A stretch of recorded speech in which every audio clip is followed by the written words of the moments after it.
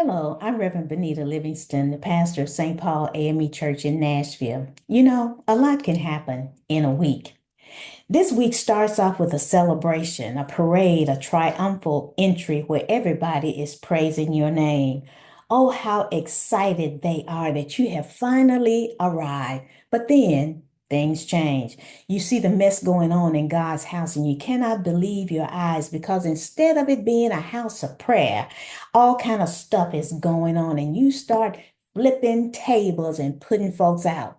A lot can happen in a week. You're at a dinner table with friends, and a woman comes in and anoints your feet with some expensive perfume, and she is criticized for doing so by a thief who comments about what should have been done with the money. But his comments are met by the words, "Leave her alone." A lot can happen in a week. While at another dinner with close friends, you have to confront a betrayer, inform another one of his upcoming denial fiasco, and teach them by demonstrating what it really means to serve. A lot can happen in a week.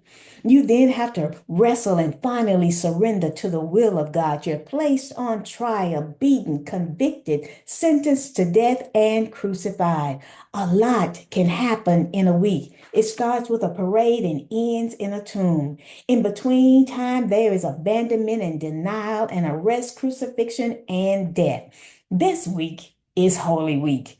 And as we travel through this week, may we each reflect on all of the events that took place. May we see our true selves in the crowd on Palm Sunday, how we have been the money changers in God's house, the traitor at the table, how we have had to wrestle and struggle with the will of God. May we see ourselves as the one who denied him, the ones who abandoned him. Envision yourself at the cross or watching from afar. Oh, yes, a lot can happen in a week.